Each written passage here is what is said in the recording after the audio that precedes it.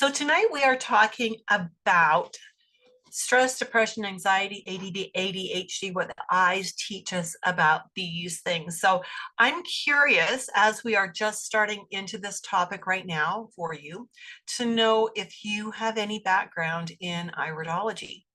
If you let me know in the chat box, that would be fantastic.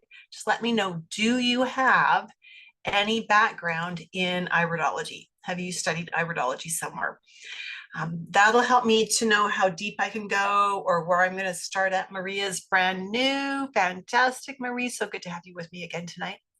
So I love seeing familiar names and faces. This is fun. And I love seeing new people too. Anybody else have any background in iridology? Or what about nutrition or herbology? Or mainstream medicine? If you're comfortable letting me know there, it'll just help me to know how I need to dress the presentation tonight for you. All right. Fionisis says she's worked with an iridologist for several years. Excellent. Okay, so cool. Cool. So what we're going to talk about might not be too new for you, or it might be a different angle. Who knows?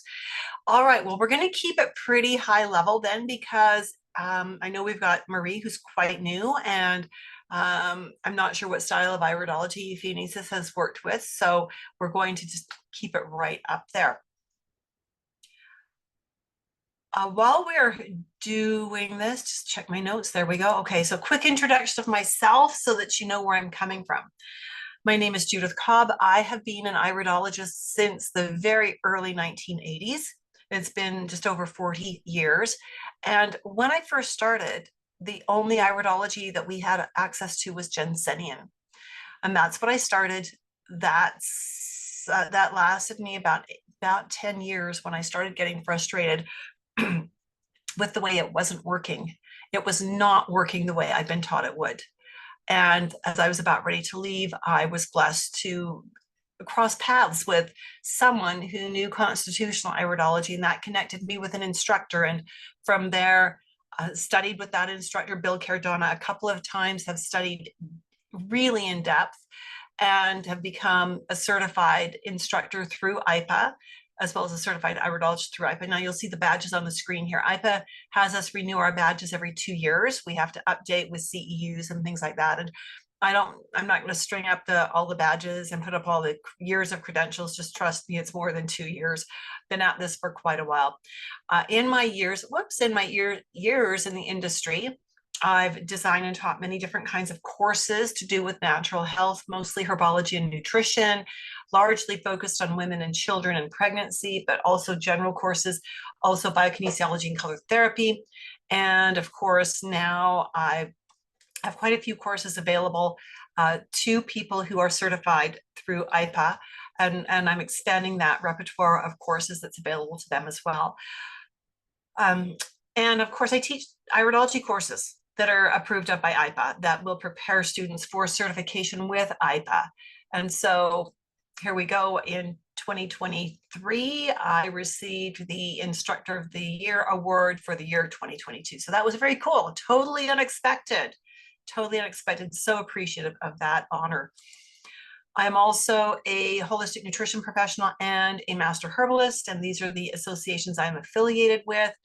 When I teach, I never teach just iridology. I think that's a mistake to teach just iridology. I like to integrate little bits of herbology and nutrition and get my students thinking about what they already know. Get them working with how would they integrate knowledge they already have. And I think that's so important. Otherwise, well, anybody can point out a lacuna, but not everybody understands what it means, or what it means when we have other things in the eyes, what it means when we've got specific symptoms. And those are the kinds of things that I like to teach in my full-on course, Dynamic Iridology. Kimberly Zadalis, one of my graduates, bless her, she's such a sweet, sweet and smart woman. Oh my goodness, so smart. She came to me with tons of training. I was truly almost intimidated by her. She's a very strong woman in many, many ways. And this is what she said. She left this as a comment on my my little page on the International Iridology Practitioners Association. She said, if you're wondering which iridology course to take, you can stop looking. You found it. Judith Cobb is an excellent instructor with many years of experience. She's a caring and compassionate person who is dedicated to the field of iridology and her students. I personally practice both Eastern and Western philosophy, physiology, medicine, and was very impressed with the layout of her program. She makes it easy for her students to balance work, life, and study. Love that. Love that so much. So just putting that little bug in your ear, that little niggle in the back of your brain, as I like to call it. Our next dynamic iridology course is starting on September 11th. And so if you already have a college level anatomy and physiology course under your belt and you're looking for an iridology course, we should talk. I will only take students who have a college level anatomy and physiology course under their belt already. If you don't have that, let me know, because I can refer you to a course and we can get that taken care of. But the reason I do that is because when you know anatomy and physiology, we can go so much deeper, and just work so much more effectively. So again, if you have got that and you're interested in the course, grab that URL, which I've neglected to put where I could grab it, tinyurl.com/dynamic-iridology, and schedule a time to chat with me about the course. And we'll see if the September start date is a good fit for you. Again, if you do not have A&P, let me know. Shoot me an email, private message me on Facebook, whatever, and I will send you the link to the course that I recommend. All right, let's dive in. With constitutional iridology, when we are looking at an iris like this, and we see these wrinkles that look like tree rings in this eye, we call these contraction furrows. Now, you may have learned to call them rather nerve rings or cramp rings or stress rings, but they are called contraction furrows. There are actually 7 different kinds of contraction furrows. We're only going to talk about them in a general overview. We're not diving deep into each type of contraction furrow. We do all 7 of them in the dynamic iridology assessment system, but tonight we're just going to do a general introduction. So with these, we're going to actually blow up some of the myths that are out there. Let's start with looking at the anatomy of the iris. If you don't know the anatomy of the iris, can't work on this. So if we've got an iris and we're going to cut the iris across here, and we're going to look at the cut end. So I want you to imagine the iris is a donut. We're going to cut that donut and we're going to look at the cut end of the donut. I hope that makes sense. And we're going to look at that end on. So here's that cut edge of the donut. It got squished. Right. This is where the donut hole or the pupil is. This is the iris, and then over here we have the white of the eye. Everybody with me so far? Is this making sense? If it's not making sense, I need to find another way to explain it, because if it's not making sense, nothing else that I say is going to be worth saying. Let me know in the chat box. If this is making sense, give me a yes in the chat box. Do you understand what we're looking at right here? And if you don't, let me know. Vianisa says yes. Marie says no, not making sense. Thank you, Marie. Thank you for being brave. So let's pop back. What's a good way to do this? If my fingers are the iris, very, very skinny iris, so it's just a really thin thread going around here, and I want to look and see a cross section of the iris, I'm going to have to cut the iris, and then I'm going to look at the ends of it. So that is exactly what we're looking at here. Right here, we've got that donut shape, that round shape. If we cut it here, we can cut it here as well. And that's going to allow us to look at an end on, right? That end, that cut edge piece. As we look at the cut edge piece, this is one side. So this is literally and exactly just the edge of this, where we've got the pupil here and the sclera here. We have the pupil here and the sclera here. So this is an end-on cut piece, right? So we've taken that ring, we've cut it, and now we're just looking at the end of that. Did that help, Marie? Got it? Yes. Love it. Love it. Good job. Thank you for letting me know that you weren't getting that. That is so important to me. And that's when I'm teaching a course, when you're in the dynamic iridology course, we spend a lot of time making sure things are crystal clear so that we can build thoroughly and effectively. So what we're going to look at today is, we're not going to go into all of the anatomy that's here. This is the side of the iris that faces out to the world. This is the side we look at. If you've got blue eyes, this is the side that's blue.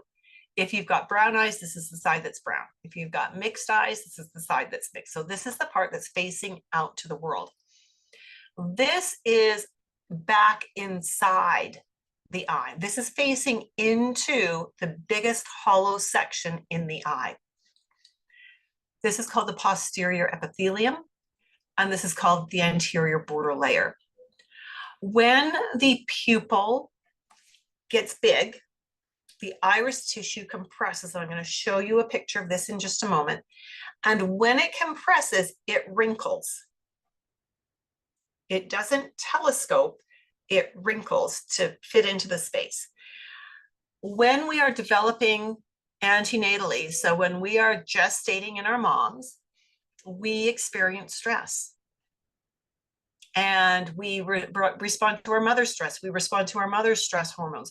And stress changes the size of the pupils. It either makes them bigger or smaller. Stress usually makes them bigger. When you're relaxed, your pupils usually get smaller. And so even in utero, how we respond to stress was already genetically programmed, and environmentally we were experiencing it. We were learning stress responses, and our pupils were getting big and little and big and little. And that was compressing iris tissue and stretching it out and compressing it and stretching it out. And that compressing again led to wrinkles, just like we've got a wrinkle here, and there has to be a parallel wrinkle on the back side. One of these days, I'm going to make a whole bunch of models out of Play-Doh or clay or something so that I can show all the different things that I try to describe. Here's an example of an iris that is huge. A pupil that is huge. You have permission to correct me when you know I've misspoken. In fact, I wish you would correct me when you know I've misspoken, okay? We've got a huge pupil here. That means this iris tissue has been compressed. So that means it has gone wiggly. It's gone wavy. Can you see down here? It's wavy and zigzaggy. Sometimes it goes wavy, zigzaggy sideways, but sometimes it goes wavy, zigzaggy up and down. And when it does it up and down, we see contraction furrows. If you look very closely, assuming you're not doing this on your phone, you can see over here, there are some little bits of tree rings from tissue being compressed. Okay, so I'm going to show you several eye photos of the same person. These are the same person. The difference is the amount of light that we used. When we have dim light, this is a very dimly lit photo, the pupil will get bigger, right? You know that in a dark room, your pupil gets bigger, and that's going to compress the iris. Here she is with much brighter light. Isn't that a remarkable difference? Much brighter light, pupil is much smaller, and the iris tissue is more stretched out. Okay. You can see little hints of wrinkles or tree rings or contraction furrows up here. Now, here's a little tip that you need to know. When we have all of the light, when we've got at least two lights coming right from the front, it's going to hide contraction furrows. It's going to fill in those creases with light. Look at what happens when we turn one of the lights off. Do you see the difference? Do you see when we've got one of the lights off, now we can cast shadows and we've got lots and lots of contraction furrows. Can you see those? If you can see that, give me rings in the chat box, rings. Now, why I'm sharing this with you is, this is my youngest daughter. She is now 25. And growing up, we lovingly called her our drama queen. She was the one who every little let me rephrase that. Things that I thought were quite minor were earth-shattering, life-changing events for her. A hangnail, a broken fingernail, things that I would have just gone, whatever. You know, she would be upset about it. Someone looked at her cross-eyed, she would take it personally, right? She's had to really develop a tough, thick skin here. And so when it was not uncommon for us to actually, in normal room lighting, to see her pupils be this big, you know, when she was 6, 7, 8 years old, because she was internalizing all this stress and responding to the world as if everything was a major crisis. Because in her mind and in her world, everything was a major crisis.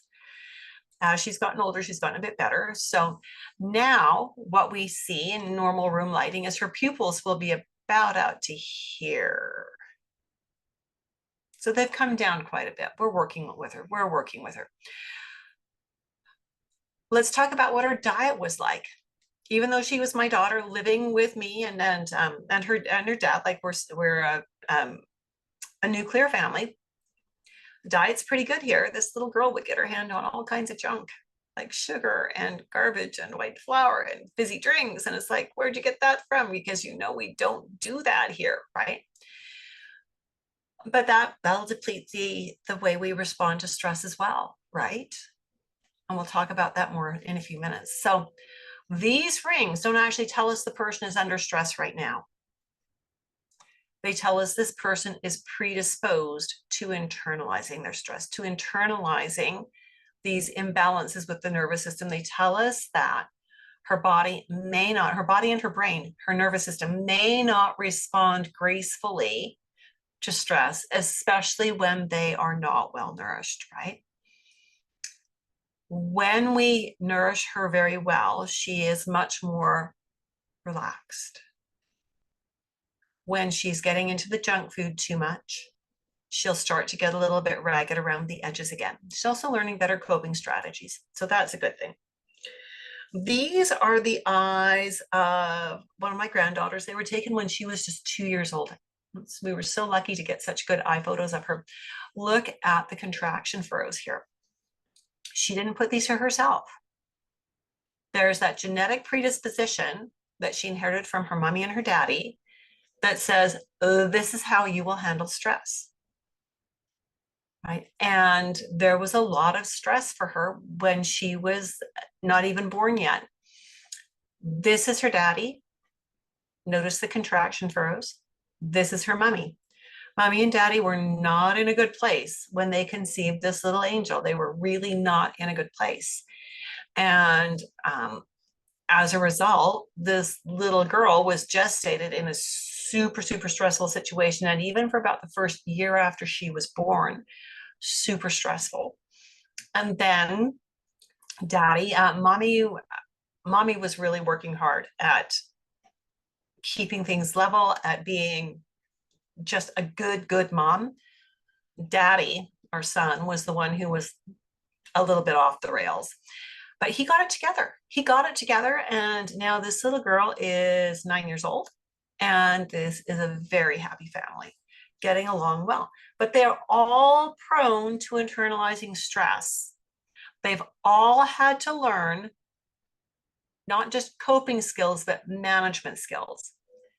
They've all had to learn that junk food is not a good thing. Alcohol is not a good thing. Much better to have whole food cooked at home. That's a good thing. Everybody feels better and does better with that in this family. So when we see these rings, again, they teach us that genetically this person probably internalizes stress, probably burns through their nerve nutrients very quickly. Think of B vitamins, vitamin C, calcium, and magnesium. These are the nerve nutrients we need for our brain to function, not just on that emotional level, but also on that intellectual level. We need those nutrients to help us to be able to focus a little bit better. That's not meant to say that everybody should be able to sit still in a desk with their hands folded and listen to a teacher for 5 hours straight. But it is to say that when children and adults who have problems paying attention are better nourished. It does increase their ability to pay attention and to just even think through things more logically and sequentially, right? This is a little girl. She is a third generation client. I took care of her mommy and her grandma both. And mommy brought this little girl in when she was 2 and said, I don't know what's gone wrong with my daughter. I said, well, what's going on? What are you seeing? And she said, she has meltdowns. And when she starts into a meltdown, she will scream, literally scream at the top of her lungs for 8 hours without stopping. She won't fall asleep because she's tired. In fact, the more tired she gets, the more she screams, the worse it gets. So we actually looked at her diet. And this is a home where all the food is cooked from scratch. Everything is organic. This little girl really liked her fruit. And mommy was thinking we're buying organic fruit. It's good quality. It's good for her. Mom was letting this little girl have 4, 5, 6 pieces of fruit a day, which was crowding out proteins, fats, and complex carbs. And so we talked about how, yes, the fruit has nutrition, but it's a very lopsided nutrition when you're only eating fruit, especially in the climate in which we live. So I recommended cutting back to 1 serving of fruit per day and making sure there was protein at breakfast, making sure there's protein at every meal, actually, making sure there were vegetables in the meals, making sure there was a little complex carbohydrate. We added some liquid B vitamins to this little girl's program. And her mom called me. Seriously, it was like not even a week later saying, this is so good, so good. How did you know? And I said, my job. And I've got 7 kids. I know what different foods do to kids in general. So it worked out so well, just to rebalance the diet. Now, how would we know to do all that from the eyes? Well, you don't know all of it. You know from her eyes that we've got to be concerned about the B, C, calcium, and magnesium, right? But then you've got to also understand nutrition in general. Giving her just B vitamins would not have been enough. Right? It would not have been enough. It would have been a Band-Aid on this. And we needed to get to the core of it, which was the foundational nutrition.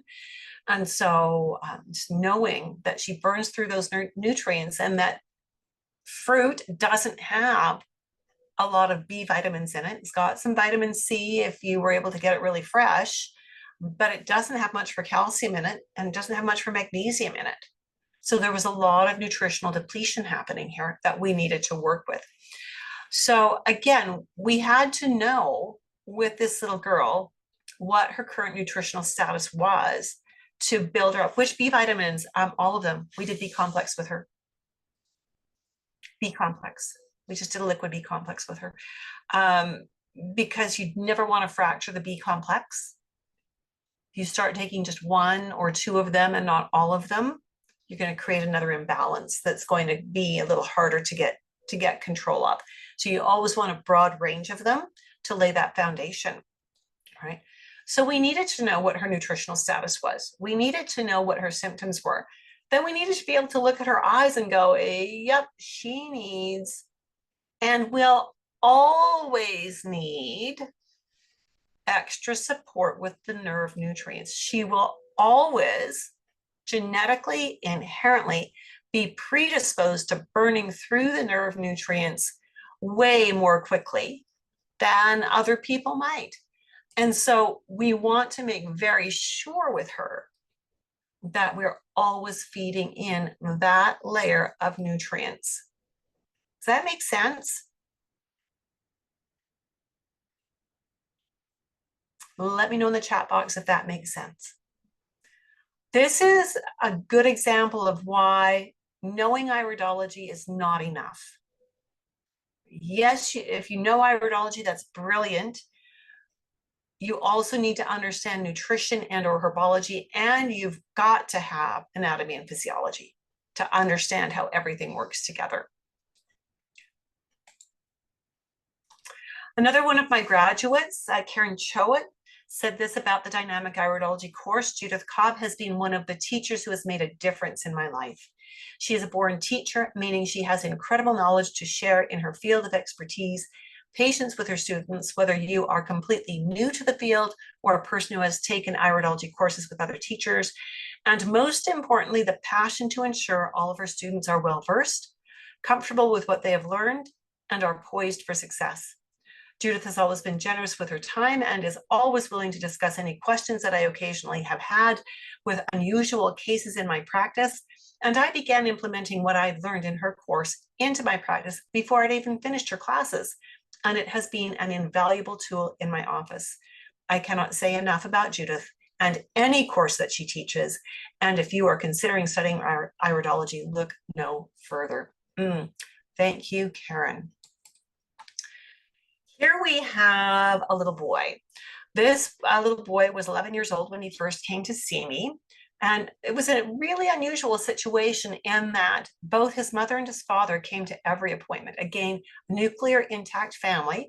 And they just always made a point of going to all of their children's appointments together. So there was a daughter and a son, and we were working with the son here. He was being assessed by the school psychologist for ADD, ADHD. All right. And the doctor was thinking, their medical doctor was in agreement that this assessment was necessary. So when we're looking at someone who has ADD or ADHD, and these, let's just back up the bus a tiny bit here. These indicators also have a strong correlation to anxiety and depression. So it's not uncommon to see someone with contraction furrows who has challenges with depression or with anxiety, and they need to work really, they find they need to work really hard to kind of keep their head above water. Much easier to do if we can get them to work with good foods, take the right kinds of supplements, get some sunshine and a bit of exercise every day. Those things will always help with depression and anxiety situations. But again, these rings suggest the person may have challenges in that direction. Now, really, these rings are teaching us about the nervous system, right? They're teaching us about how this body internalizes stress and how it burns through nerve nutrients. Beyond there, when we see these rings, then we need to listen to what the symptoms are. Not that we're going to diagnose, but we need to listen to what the symptoms are to understand exactly and precisely what these rings in the iris means, right? Because this child may not have depression or anxiety now, but does have ADD or ADHD. In his case, it was ADHD. And it may be that when he's 25, if care is not taken by him to learn sound nutrition and to learn how to manage his supplements and his nutrients well, that he could easily slip into depression for what would be no apparent reason, right? Or slip into anxiety for no apparent reason. And so when we see these markings don't mean one thing. They mean a category of things. And we use the client's symptoms to help us narrow down what things we are working with at this point in time. So when you're working with someone who's got a diagnosis of ADHD, aside from B vitamins, vitamin C, calcium, and magnesium, what are some specific nutritional recommendations you would make? What are some things you would have them add into their diet? What are some things you would have them take out of their diet? It could be foods, it could be other supplements. What kinds of things would you want to be recommending to them?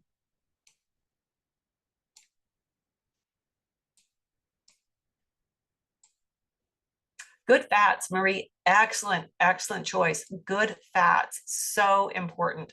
Good fats, I agree, good fats. What else do we want in here?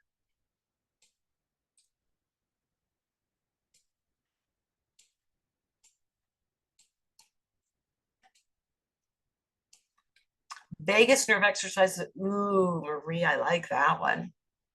I like that one. Yeah. Now I'll get these kids humming, or humming is one of my favorite things to get them to do because they can do it anytime, anywhere, right? Fionisa says animal protein. Yes, animal protein. Yeah, they need good protein, and animal protein is the most concentrated way to get it.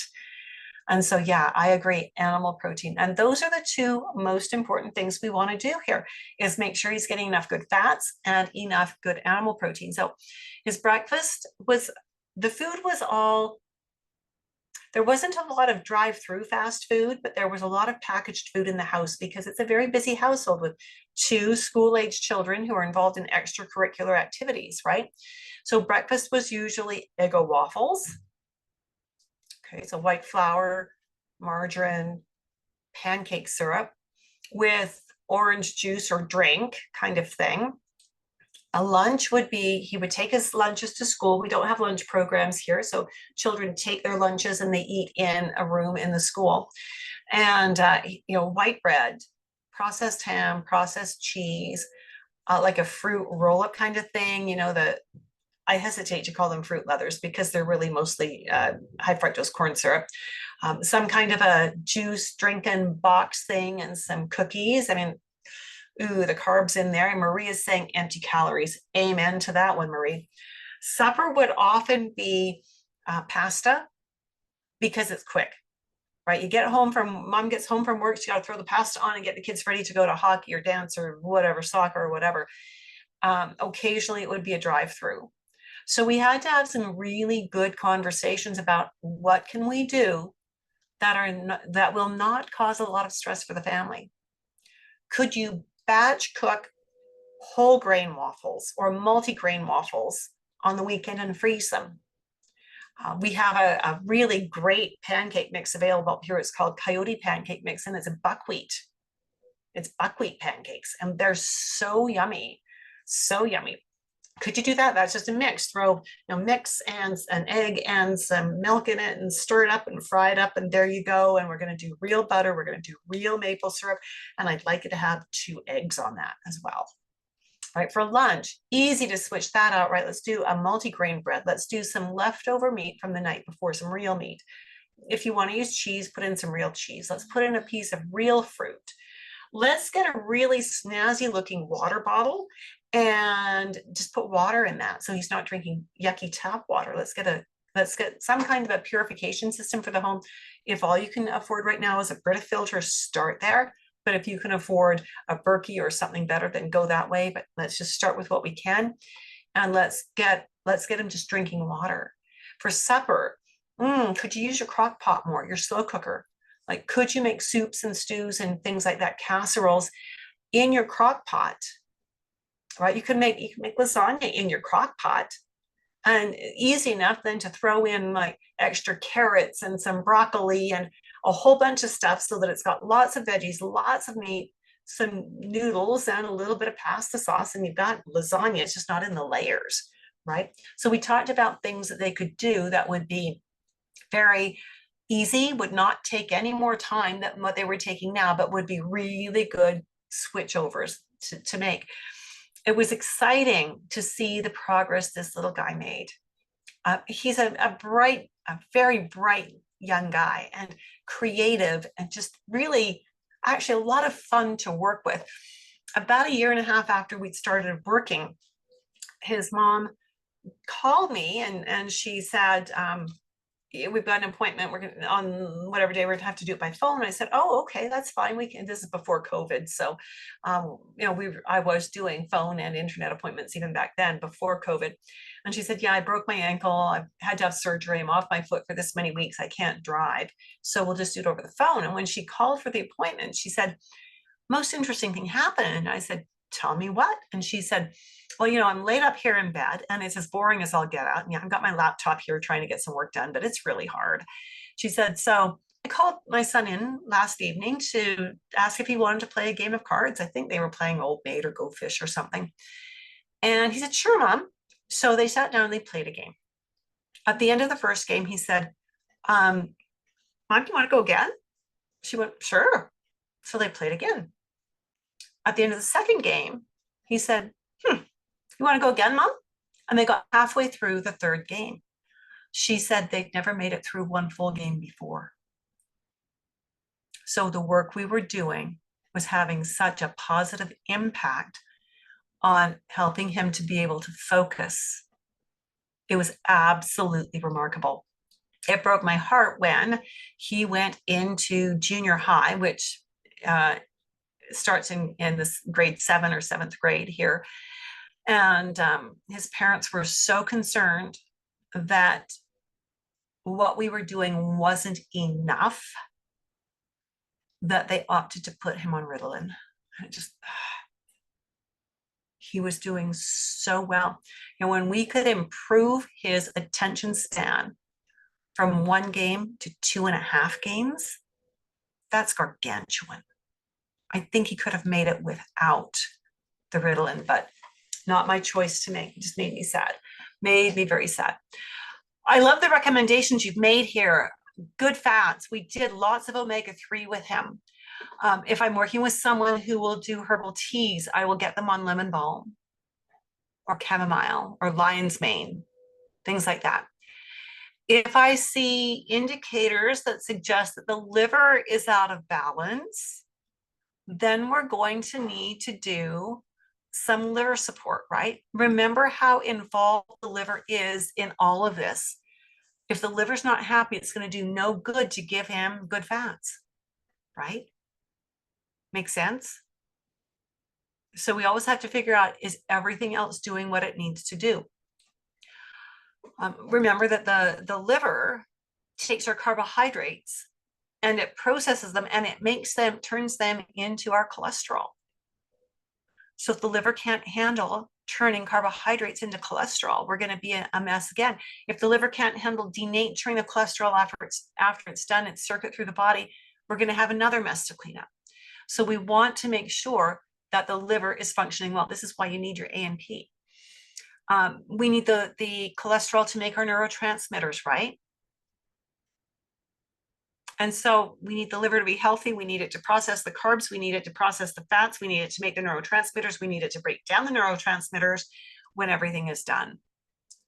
And so it's not just give the person B vitamins, right?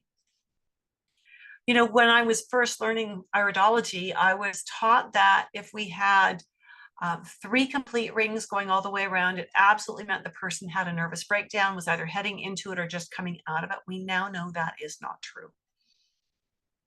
We also know these rings do not go away. However, as you saw with that earlier example with my daughter, with the pupil, different sizes and different lighting, that can make it look like contraction furrows have gone away. They really haven't. It just makes it look like it. So you want to be really careful with when you see people that say, oh, look at these contraction rings are healed, I'm getting so much better. Always look at the direction of the lighting, the strength of the lighting, and is the lighting and is the camera the same? If they've changed the camera, if they've changed the lighting, if they did one photo outside, they did the other photo inside, then you can't use those photos as a comparison of any kind. Does that make sense? If it does, give me make sense in the comments box. Marie says, yes, fantastic, fantastic. There's some bad information out there that just will not go away. And I feel like it's my job to help correct it. Selena McKenzie said this: I wanted to take a moment of your time and just put a huge thank you out there. I've been learning so much in the first few weeks of class, and it's been a true blessing. She was only about 4 or 5 weeks into the 20-week program when she wrote this. As an educator in my field, I feel as though I've taken so many continued education courses, and I really appreciate your detailed course. I particularly enjoy being able to review the many videos throughout my busy work week. I have always learned best by audio and really feel that it's the glue in your course for me.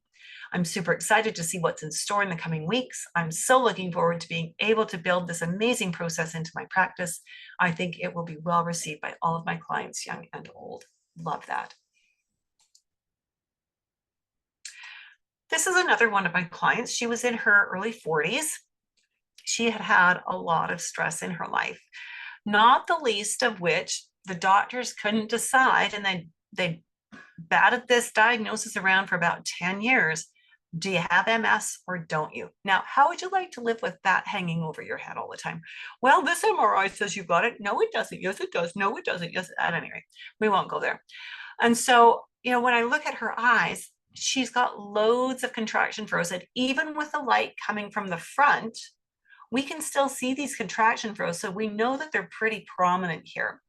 She internalizes her stress. She burns through her nerve nutrients, right? And we know that with MS, we are looking at the demyelination of the nerve bundles. So as we look at her eyes, there are indications here that her liver could be cranky. That could be a part of the problem. There's indications that her body tends to run too acidic. So I'm not talking stomach acid, I'm talking body acid. That may also cause problems for various things. And so with her, we needed to do dietary correction. We needed to support her stomach and her digestion, because there's indications here that they are not the greatest either, that they likely were a bit of a weak spot. And then we needed to fill her very full of really good quality fats, really good quality fats. And so, when we see eyes like this, I can't look at an eye and say, oh, well, this definitely confirms you've got MS. We don't see that in the iris. We see the contraction furrows. They tell us that the nervous system wants to be in trouble. It doesn't want to be completely balanced. It's incapable genetically of being completely balanced on its own. That gives us an idea of what we need to do to support it. But then we have to look and say, what else do we need to do to support it? What other body systems, when they are well supported, will help us support the nervous system? And that was the direction we had to go with this mom of teenage boys.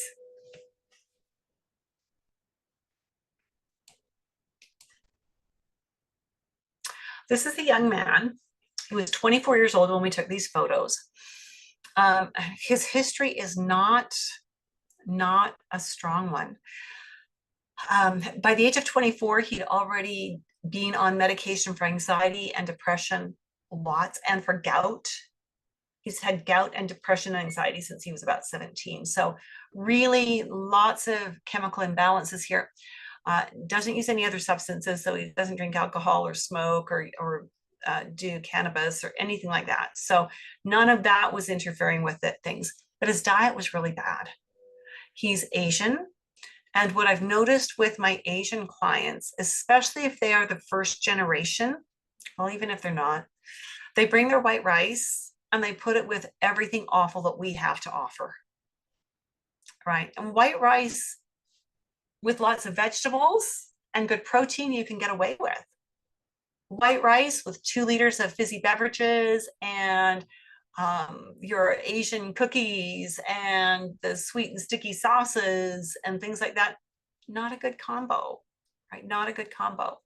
So poor diet, high in refined carbs, very sedentary lifestyle, not physically active at all. Now, his eyes don't tell us that he's under stress. They tell us he likely doesn't handle stress well. They tell us he doesn't, he burns through his nerve nutrients way too quickly, and we're going to have to work with that. Now, he's not willing to do the work. He's a family member and he's not willing to do the work, and I just have to take that step back and love him. But if he would do the work, it would look like this. We would put protein in 3 times a day. We would take away the 2 liters of cola beverages he drinks every day. We would get him drinking water. We would get him eating vegetables. We would gradually increase that to where he was doing, for his height and for his weight, probably 4 to 5 cups of vegetables per day minimum. Right? I would encourage him to just even go for a walk, to take his children for a walk around the block. At this stage, I don't care if it's fast. I'm not looking for cardio. I'm just looking for movement. If we can get him to do that every day, and then get him to do it a little bit faster, and then get him to go a little further and go a little faster. And he's not going to run. I'm not going to try to turn him into a runner. I just want him to be physically active. In addition to that, we're going to work with just making sure that he is eating consistently in the day. So breakfast, lunch, and supper. And I really don't want him snacking, right? He has a bit of a weight issue. And if he snacks, what we're going to see is his insulin is going to stay elevated. And if it stays elevated, then we're looking at pushing him towards insulin resistance. And we don't want to do that. And that's totally unrelated to the contraction furrows, but it's something that I would be working on. I would absolutely give him B vitamins, vitamin C, calcium, and magnesium. Absolutely. No questions asked. Now, when we're looking at contraction furrows, then some of the other things, and we don't have a lot of time to dive into this, is to look at what are their shapes. You see, we've got some that are bent, that have a distinct fold in them. And we look at endpoints. Do we have endpoints that are staggered? Or do we have an area where there's a gap? We don't have a gap in here. But we look for all these different kinds of things. Do we have somewhere they cross over and they literally make an X, or they connect and make a Y?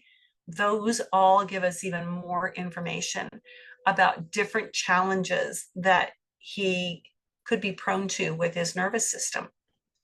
Right. Those are some of the other details that we work with in the Dynamic Iridology Assessment System program. So the Dynamic Iridology Assessment System program is the only live, fully mentored online course, iridology course for nutritionists, herbalists, and naturopaths who want to streamline their clinical work without sacrificing client care. Too many holistic practitioners spend time with their client, gather information, then go off and spend 2 or 3 or 4 hours creating a protocol to bring back to their client at a later date, or to email out to their client, but they're not really getting paid for that time.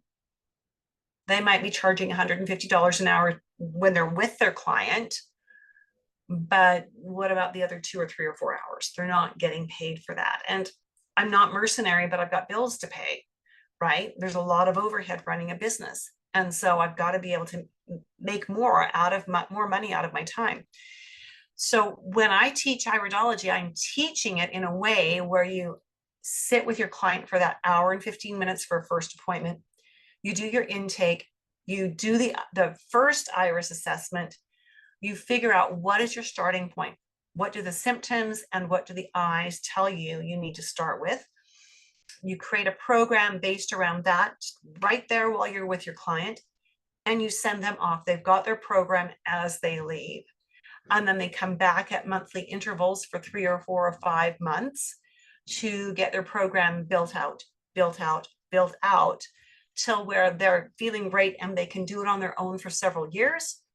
And then in several years, they're getting older, something has slipped, whatever. They need to come back and get a tune-up. So they come back for several appointments and we just rinse and repeat. I've got clients that have been with me now for over 4 decades, and we've done it exactly that way. The idea here is long-term retention and increased client compliance. The very outset, when I started doing iridology, I would give a client, I would write reports outside of their appointments, and I would give them this big detailed report of everything they needed to do to be well forever and ever. They never came back, right? Why would they? They think they got everything they needed, or they were so overwhelmed they didn't know where to start, and I'd done a poor job of teaching them where to start. So they couldn't do this, so why go back? Right? So we've really refined the process to be where it's very client friendly and client supportive.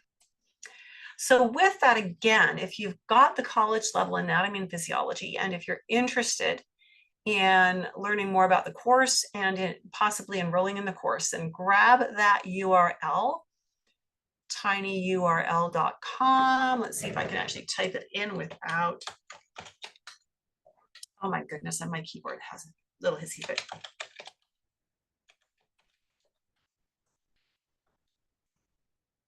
There we go. I'm actually just getting to where I'm starting to put QR codes on my slides so people can just screenshot that. It works so well, right? And so if you're interested, grab that URL from the chat box, schedule a time to meet with me. We'll talk about where you're at, what your goals are, what you want to achieve, and we'll talk about the timing of the course and what's included in the course so that you can decide if it's a good fit for you or not. Right? I only take 10 students in a course, and there is still some room left for the cohort that starts on September 11th. So that starts just next week. Joyce Lee, clinical aromatherapist, said this: I took an iridology course from another school a few years ago, but I was left feeling inadequately trained and with no confidence in the material or my abilities to perform accurate assessments. Judith Kopp, on the other hand, is a wonderful instructor. She presents the material in this course in a concise, organized way. She clearly answers every question asked, no matter how trivial the student may think it is. Judith structures the classes in a way that makes them incredibly interesting. Clarification is clearly established through her instruction, discussion, and student participation. Upon completion of Judith's course, I feel very confident in my abilities and excited to offer iridology services to my clients. This course is an incredible value, highly recommended. So just before we wrap up, I just want to check in with you one more time. Any questions, any observations? What did you learn tonight that you're going, didn't know that, or I like that perspective?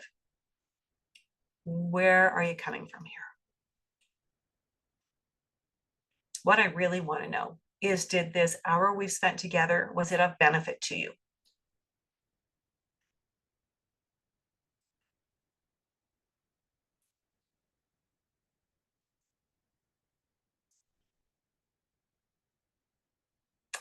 Dionysus is starting to write, what are the different kinds of, and they didn't finish. Very interesting and of great benefit, says Marie. Dionysus, I think you need to finish the word because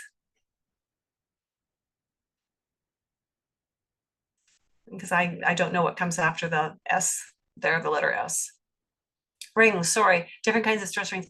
Well, again, there are 7 different ones, and so we don't have time to go into them. I touched on them lightly with some of the different shapes, but each of them has a slightly different meaning. And so we need to, when we observe them, we need to be able to ask questions of our clients to confirm whether there's a personal or family history of issues in that direction.